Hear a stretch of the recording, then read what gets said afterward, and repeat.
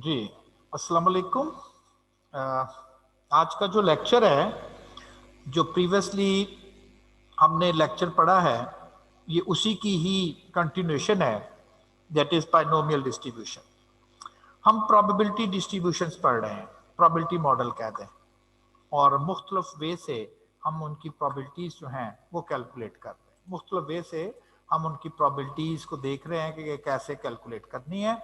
लेकिन अगर कोई भी एक्सपेरिमेंट किसी स्पेसिफिक कंडीशंस को पूरा कर रहा हो, किसी भी स्पेसिफिक कंडीशंस को, तो फिर हम कहते हैं कि जी आप उसकी प्रोबेबिलिटीज कैलकुलेट करने के लिए ये वाला प्रोबेबिलिटी मॉडल पढ़ लें, जिसमें पहला था हमारे पास बाइनोमियल।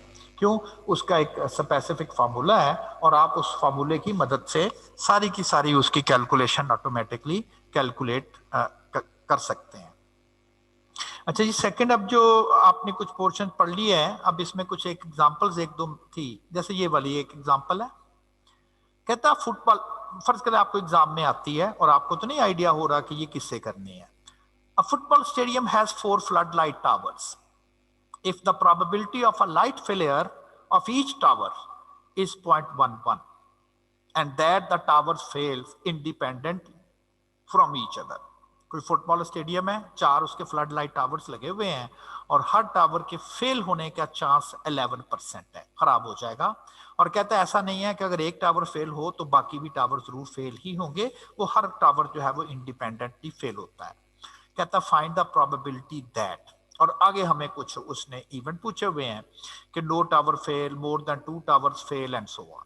अब ये अगर आपको एग्जाम में क्वेश्चन आए तो आपने पहले तो सिंपली ये सोचना है कि जी क्या कोई एक्सपेरिमेंट किसी टिपिकल कंडीशंस को तो नहीं फॉलो कर रहा। और अगर आप नोट करें तो ये 4 कंडीशंस को देखें जो बाइनोमियल की हैं, उनको वो फॉलो कर रहा है। कैसे? इस एक्सपेरिमेंट में ट्रायल से मुराद अब ये है टावर्स कितने हमने ऑब्जर्व करने हैं, है जी, है इसमें मेंशन, बिल्कुल 4 टावर है। अब ईच ट्रायल का मतलब हो गया ईच टावर, क्या उसकी सिर्फ 2 ही पॉसिबल आउटकम्स हैं? यस, 2 ही पॉसिबल आउटकम्स हैं। या वो टावर फेल होगा, खराब हो जाएगा, या वो चलता रहेगा। द प्रोबेबिलिटी ऑफ सक्सेस, अब सक्सेस है फेल होना, ऑफ ईच ट्रायल यानी कि ईच टावर, क्या रिमेन्स फिक्स्ड है? फिक्स है। उसने कहा ईच टावर फेलियर का चांस 0.11 है, ये भी कंडीशन पूरी हो गई। और लास्ट वन है कि ट्रावल्स जो हैं, ट्रायल ट्रावर को कह रहे हैं क्या वो इंडिपेंडेंटली हैं, तो उसने मेंशन किया वो इंडिपेंडेंटली हैं। आप ज्यादातर ये देखा करें कि क्या हर एक आउटकम 2 में है, अगर 2 में है तो आपने कहना ये बाइनोमियल से हो जाएगा। इसके बाद आपने एक्स लिख लेना है, event of interest, that is the number of towers fail, कितने, क्योंकि उसने हमें क्वेश्चन किया no tower fail, 2 tower fail, 1 tower fail, तो उस हिसाब से एन और पी जो कि बाइनोमियल के पैरामीटर्स हैं। एन है ट्रायल 4, पी जो है वो प्रोबेबिलिटी ऑफ सक्सेस है for each trial, for each tower वो 0.11, और क्यू आपको पता है 1 माइनस पी से आता है। अगर फेलियर के चांस 11% हैं तो वर्किंग या ठीक रहने के चांसेस जो है वो इसके 89% है। इसके बाद आप लिखेंगे कि टोटल चूंकि 4 पॉसिबल टावर्स हैं, कम से कम ये हो सकता है कि कोई भी टावर जो है वो फेल ना हो, सारे टावर चलते रहे, बिल्कुल सही है। और ज्यादा से ज्यादा ये हो सकता है कि चारों के चारों टावर जो है वो फेल हो जाएं, वर्किंग में ना रहे। अब हम देखेंगे कि हमारी इंटरेस्ट इसमें से किस पर है। नो टावर फेल, इसका मतलब है 4 के 4 tower fail, 3 tower fail, 2 tower fail, 1 tower, इसका क्या मतलब है? अब इस स्टेटमेंट का मतलब है नो टावर फेल, कि कोई भी टावर जो है वो अगर आप ऑब्जर्व करेंगे तो वो फेल नहीं होगा। तो अब हमें जो फार्मूला लिख लेना है बाइनोमियल का, और उसमें सिर्फ और सिर्फ हमें क्या प्रोबेबिलिटी कैलकुलेट करनी है? 0 की। तो फार्मूला हम पहले भी डिस्कस कर चुके हैं, एन सी एक्स, पी पार एक्स और क्यू पार एन माइनस एक्स, और उससे हम उसकी फार्मूले में वैल्यूज पुट करेंगे एंड देन रिक्वायर्ड। तो 62% राउंड अबाउट चांस है कि हो सकता है कि कोई भी टावर एट ए टाइम अगर आप देखें तो कोई फेल ना हो। नेक्स्ट वन है मोर देन 2 टावर्स फेल, 2 से ज्यादा, 2 से ज्यादा, मैक्सिमम तो 4 है ना, 4 से ज्यादा तो नहीं हो सकते, वो तो हमें पता है, लेकिन 2 से ज्यादा कहता जी टावर फेल हो जाएंगे, इसका एक्चुअली आपके पास क्या चांस है? तो मोर देन 2, 3 और 4 आएंगे। और आपको मैंने कैलकुलेटर से सम वाला फंक्शन भी बताया हुआ है कि किस तरह से आपने प्रोबेबिलिटीज में जहां जहां एक्स आ रहा है वहां वहां पर आपने वही रख लेना है, और देन 3 से लेके और 4 तक की वैल्यूज का सम करना, ये मैंने आपको कैलकुलेटर से ऑलरेडी प्रीवियस, अगर नहीं तो प्रीवियस जो लेक्चर है बाइनोमियल का ही पार्ट 1, वहां से आप देख लेंगे तो आपको आइडिया हो जाएगा, और उसके बाद आप उसे प्रोबेबिलिटी कैलकुलेट कर लेंगे। नेक्स्ट वन है एटलीस्ट 1 टावर फेल, कम से कम एक टावर जरूर फेल होगा, एक या एक से ज्यादा। ये जो वर्ड है ना at least, at most, more than, not more than, probability में ये चल रहे 4 वर्ड्स। तो एटलीस्ट का मतलब कम से कम एक टावर जरूर फेल हो, 1 2 3 4, आप डायरेक्ट सम का फंक्शन लगा दें। अच्छा, अल्टरनेटिव ये भी कर सकते थे, लॉ ऑफ कॉम्प्लीमेंट को अगर रखें, ये आपके पास फर्ज करें ए है और ये आपके पास ए कॉम्प्लीमेंट है, ठीक है ना, ए और ए कॉम्प्लीमेंट है। आप क्या करें, आप ए कॉम्प्लीमेंट की प्रोबेबिलिटी कैलकुलेट कर लेते, जो कि सिर्फ एक कैलकुलेट करनी पड़नी थी, और इस एग्जांपल में वो भी की हुई है हमने 1.6274। और आप फिर क्या करते, लॉ ऑफ कॉम्प्लीमेंट कहता है कि कॉम्प्लीमेंट की प्रोबेबिलिटी अगर माइनस कर दी जाए तो रिक्वायर्ड इवेंट की प्रोबेबिलिटी आ जाती है, तो रिक्वायर्ड इवेंट की प्रोबेबिलिटी भी आप कैलकुलेट कर सकते हैं।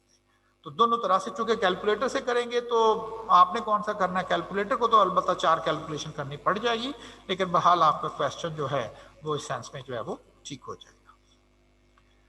अच्छा जी, नेक्स्ट क्वेश्चन है,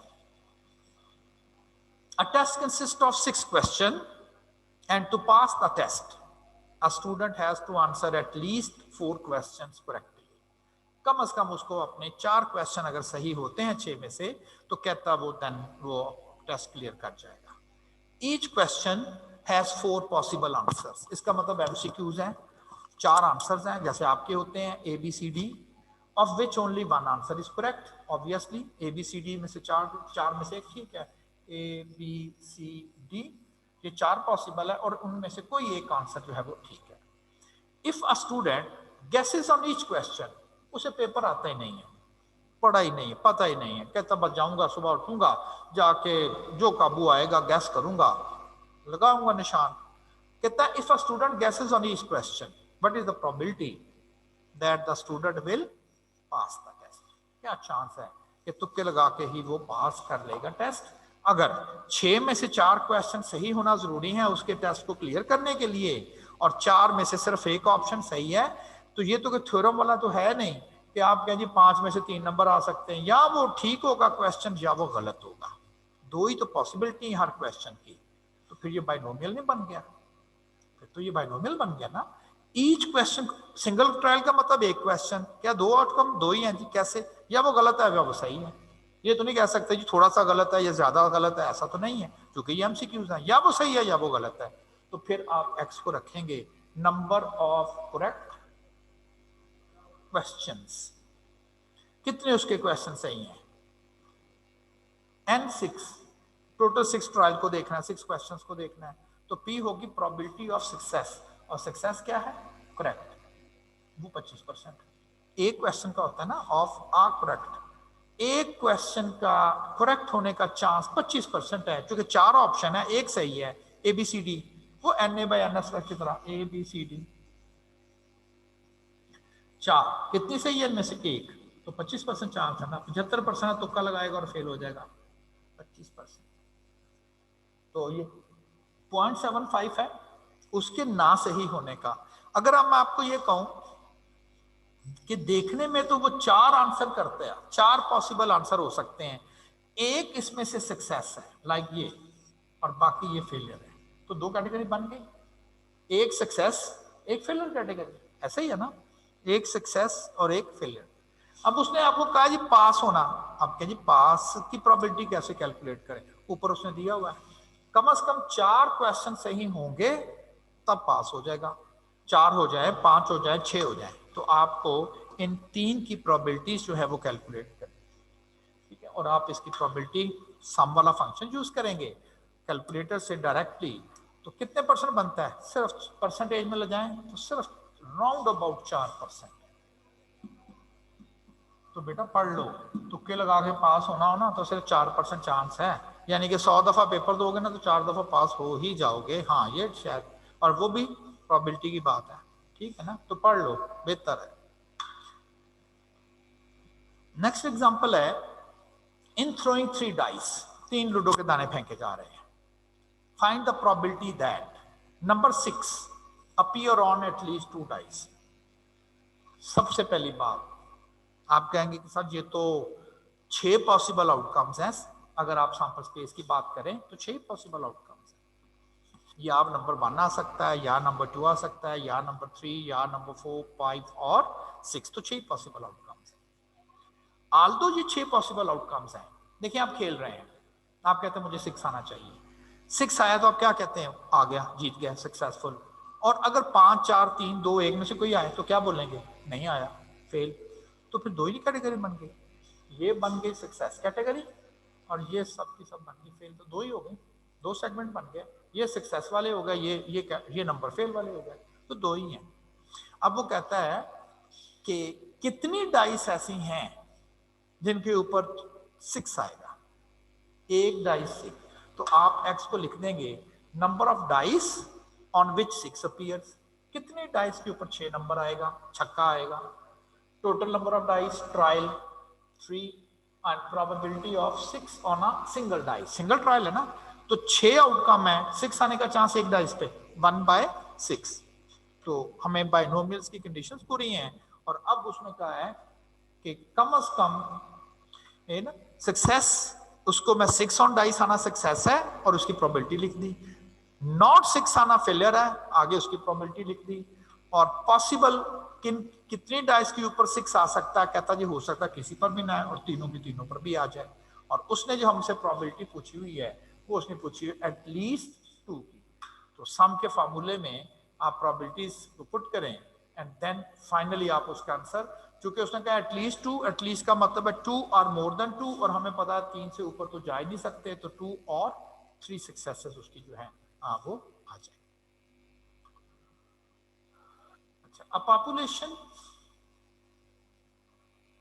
if 60% of population are in favor of government policies for controlling the COVID-19 virus, कोई डेटा इकट्ठा किया गया, लोगों से पूछा गया कि क्या आप गवर्नमेंट जो इस वक्त कोविड-19 के वायरस को कंट्रोल करने के लिए जो भी एसओपीज वगैरह बना रही है, क्या आप समझते हैं कि ये वाकई आप उसकी फेवर में है कि हाँ ऐसा ही हो सकता है। कुछ लोग तो कहते हैं हाँ ये ठीक भैया, और क्या पॉसिबिलिटीज है, सबको तो नहीं फिलहाल वैक्सीन दी जा सकती। तो जो साइंस कहती है कि जी ये एक दूसरे से स्प्रेड होते हैं, आप सोशल डिस्टेंस रखें, मास्क पहने, और वो लॉकडाउन वाला सिस्टम जो किया जा रहा है, यस वो आर इन फेवर कि यही एक वे बचता है इस स्प्रेड को रोकने का। 30% इस पॉलिसीज के अगेंस्ट भी हैं, वो कहते हैं नहीं जी ये तो नहीं, इससे तो कारोबार बंद हो जाएगा, ये कर दें वो कर दें, तो वो कहते हैं जी हम तो मुखालफत में हैं। लेकिन 10% लोग इसमें से ऐसे भी हैं, वो ना तो फेवर में हैं ना ही वो अगेंस्ट हैं, वो कहते हैं जी बस हमारा कोई ओपिनियन, ना हम इसके अगेंस्ट है ना हम फेवर में, नो कमेंट्स, जैसा नहीं कहते, तो ना आप उसे फेवर में ले जा सकते हो ना आप उसे अगेंस्ट ले जा सकते हो।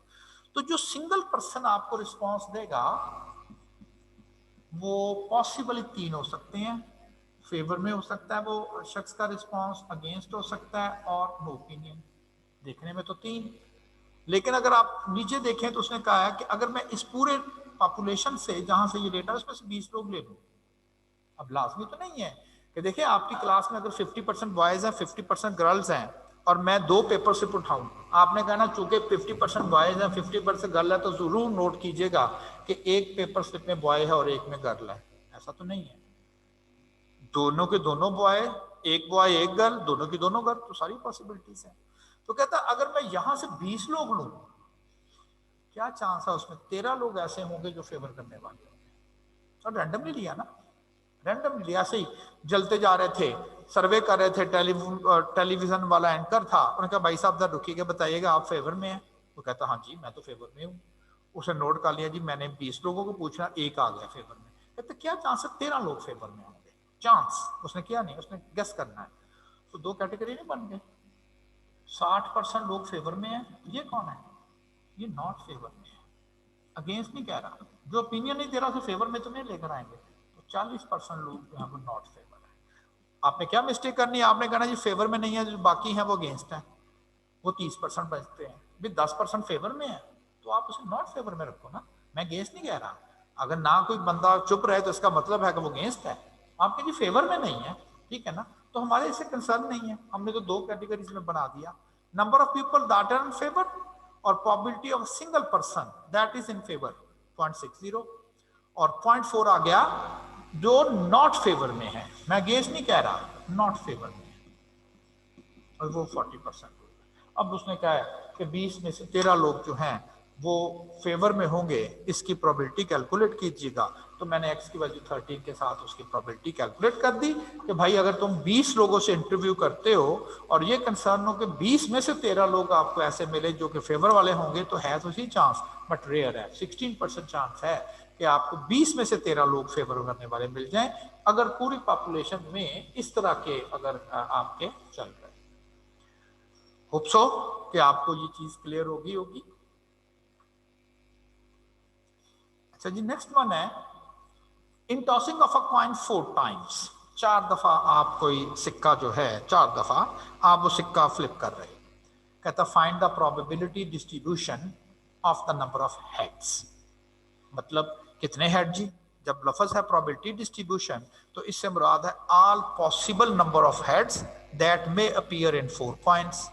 वो तो 0 भी हो सकता है, 1 भी, 2 भी, 3 भी, 4 भी, बिल्कुल 4 के 4 तक।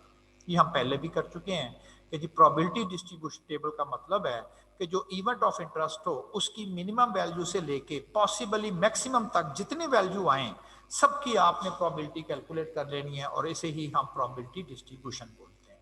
तो 0 हेड आने का चांस, 1 हेड, 2 हेड, 3 हेड और 4 हेड, तो इनके आने के चांसेस आपने कैलकुलेट कर लिए। अच्छा, अब क्वेश्चन क्या कर रहा है, कहता find the mean variance of the probability distribution in part A, यानी कि जो आपने ये प्रोबेबिलिटी डिस्ट्रीब्यूशन बनाई हुई है जिसमें नंबर ऑफ हेड्स हैं।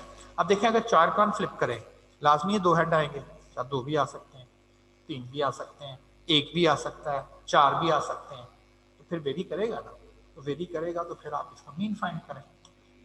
मीन फाइंड करने के लिए अब याद करें आपको फार्मूला बताया हुआ है क्या, समेशन पी एक्स, जिसे मैंने वेटेड मीन कहा था कि जिस नंबर की आने की प्रोबेबिलिटी ज्यादा होगी उसकी वेटेज ज्यादा होगी इस कैलकुलेशन में, और जिसके नंबर के आने का चांस कम है उसकी कैलकुलेशन में वेटेज कम है, उतनी ही कम है।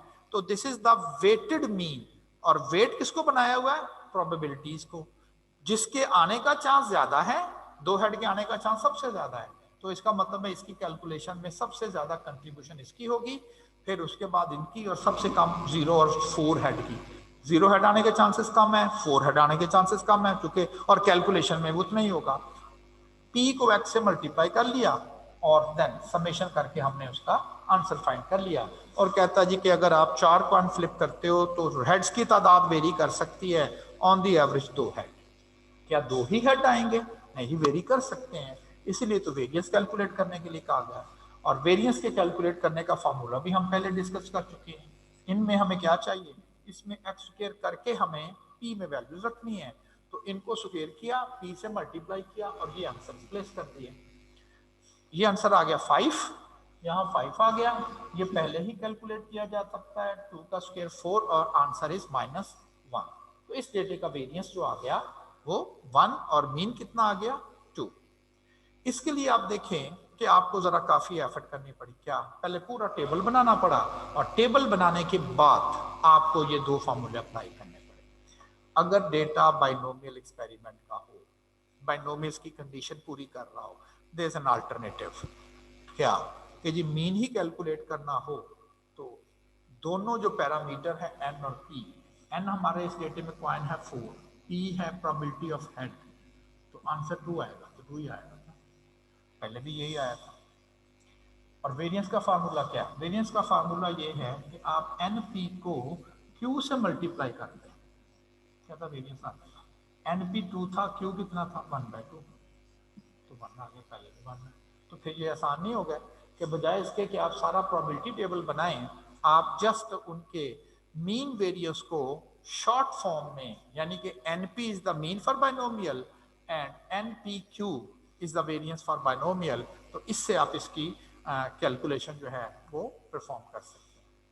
अब देखिए बाइनोमियल डिस्ट्रीब्यूशन का जो मीन होगा उसका आंसर हमेशा उसके वेरियंस से ज्यादा ही आएगा, बाई चांस नहीं, ऑलवेज। उसकी रीजन क्या है, आप अगर मीन लिखा हुआ है, मीन को मल्टीप्लाई कर देंगे ना क्यू के साथ तो वेरियंस बनता है, आपके जी मल्टीप्लाई करने से अगर वेरिएंस बनना है तो मीन को क्यू से मल्टीप्लाई करेंगे तो वेरिएंस बनेगा, तो इसका मतलब वेरिएंस बढ़ जाएगा मीन से, क्यों मल्टीप्लाई हो रहा है। लेकिन अगर मल्टीप्लाई इटसेल्फ 1 से कम हो तो वैल्यू बढ़ने की बजाय कम होती है, बढ़ने की बजाय वो वैल्यू कम हो जाती है। लाइक फर्ज करें कि मेरे पास एक ऐसी नंबर 2 है और मैं उस नंबर 2 को मल्टीप्लाई कर देता हूँ 5 के साथ। अब 2 2 ही रहेगा, बढ़ जाएगा, 2 बढ़ के 10 हो जाएगा, बढ़ गया। लेकिन अगर 2 को मल्टीप्लाई कर दूं 0.5 के साथ, बढ़ जाएगा कम हो जाएगा, अब ये कम हो जाएगा, 0.1 रह जाएगा, 0.1 रह जाएगा ना, तो कम हो गया फिर। तो जब मैं कहता हूं मीन को मल्टीप्लाई करेंगे क्यू के साथ, आंसर बढ़ेगा कम होगा। आपने कहा क्यू कैसा है, 1 से कम है, तो एनपी क्यू का आंसर जो है वो कम हो जाएगा, इससे एनपी से। अगर एनपी है तो देखिए इसमें ऐसे ही आ रहा है कि मीन हमारे पास जो है वो अगर 2 है तो वेरिएंस 1 है। मैं ये नहीं कह रहा कितना आएगा, बस कम आएगा।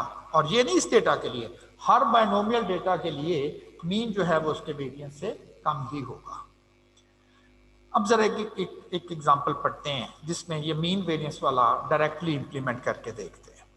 अ packing machine produces 20% defective packets.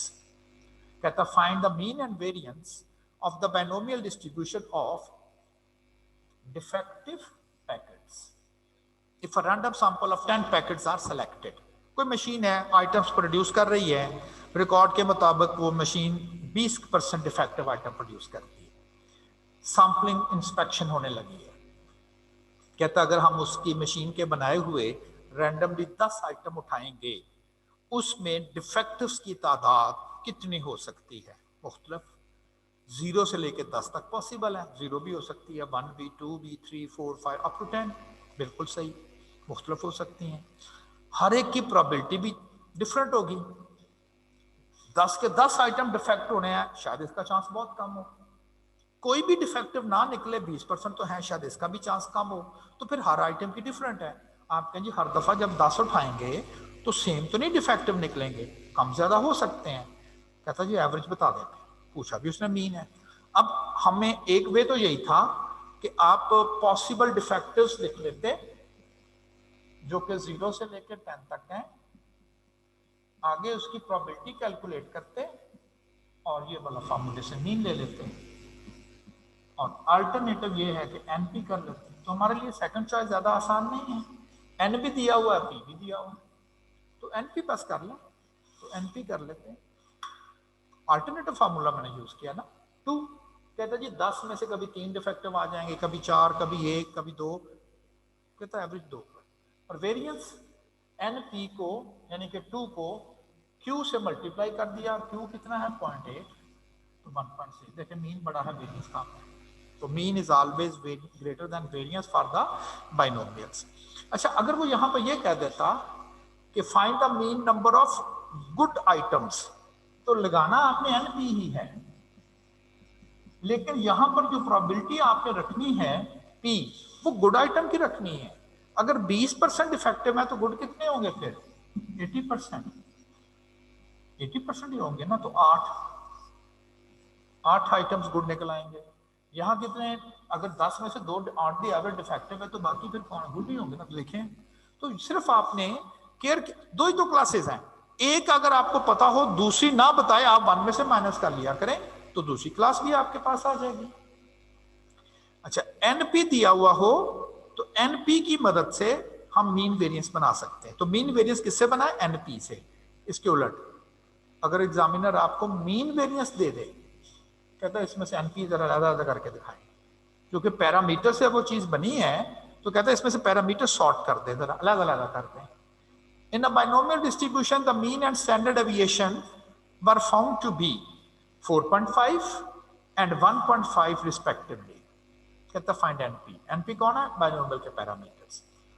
ये स्टैंडर्ड डेविएशन दिया हुआ है, स्टैंडर्ड डेविएशन का स्क्वायर करेंगे क्या बन जाता है, वेरिएंस। और बाइनोमियल का वेरिएंस किसके बराबर है, एनपी क्यू। तो मीन एनपी, इसका स्क्वायर किया 2.25 और ये एनपी क्यू है। अब यहां से आपको एन और पी की वैल्यू फाइंड करनी है, सब्स्टिट्यूशन मेथड यूज कर ले। एनपी का आंसर कितना है 4.5 यहाँ प्लेस कर दें तो क्यू का आंसर आ जाएगा 0.5। आप कहेंगे क्यू का आया, हमें तो पी का चाहिए, तो वो भी हमें पता है, एक इक्वेशन तो हमें वैसे ही मालूम है, पी इज 1, एक मालूम हो दूसरा 1 में से माइनस कर लें तो पी जो है वो आपके पास 0.5 आ जाएगा। कहता जी फिर एन भी फाइंड करना है, तो यहाँ पी 0.5 रखेंगे, पुट कर देंगे ना, और यहाँ से एन ले लेंगे 9। तो इस पैरामीटर्स में डेटा में ये 9 था और Q की वैल्यू 0.5 थी, और यहाँ से पता चला कि P भी एक्चुअली यहाँ से 0.5 ही है। दो कैटेगरीज हो ना, तो एक उससे ग्रेटर और एक उससे लेस जरूर होगा। और मैंने लिखा हुआ है कि mean of the binomial is always greater than it's variance, और देखिए यहाँ पर भी आ रहा है, यहाँ पर मीन कितना है आपके पास 4.5 और वेरिएंस कितना है 2.25, तो mean is always greater than variance. ये नहीं है कि कभी कभी कम भी हो सकता है। मैं जनरल बात नहीं कर रहा, मैं सिर्फ उस डेटे की बात कर रहा हूं जो वेरिएंस होता है। तो वेरिएंस में नहीं हो सकता, क्योंकि मीन से मल्टीप्लाई होना है तो वेरिएंस बनना है, और मल्टीप्लाई क्यू से होना, क्यू 1 से कम है तो उसने जो है एक्चुअली 1 से कम हो जाना है। ठीक है जी, तो यहां तक हमारा एक प्रोबेबिलिटी मॉडल कंप्लीट हो गया है, that is the binomial probability model. कहां पर इस्तेमाल करना है, वो कंडीशंस हम पढ़ लेंगे और उसके बाद कहेंगे जी इस कंडीशंस के तहत तो यही वाला प्रोबेबिलिटी मॉडल जो है वो हमारे पास जो है वो एप्लीकेबल हमें नजर आता है। दो और हैं आपके कोर्स में, एक ज्योमेट्रिक प्रोबेबिलिटी और एक नेगेटिव बाइनोमियल। जो बाइनोमियल है वो नेगेटिव बाइनोमियल, उसमें कंडीशन फर्क होंगी, कंडीशन थोड़ी सी डिस्टर्ब होंगी। आप कहेंगे ये तो बाइनोमियल की कंडीशन नहीं है, तो ठीक है, हम फिर अपना प्रोबेबिलिटी मॉडल चेंज करेंगे और उसको किसी और तरह से उसको हम व्यू करेंगे। ठीक है जी, तो इंशाल्लाह नेक्स्ट टाइम अब हम जो लेक्चर कवर करेंगे उसमें एक तो हम करेंगे ज्योमेट्रिक प्रोबेबिलिटी मॉडल और एक हम करेंगे नेगेटिव बाइनोमियल प्रोबेबिलिटी मॉडल। इंशाल्लाह वो नेक्स्ट हम इस चीज को, इस टॉपिक को भी कवर करेंगे। तो जी, अल्लाह हाफिज।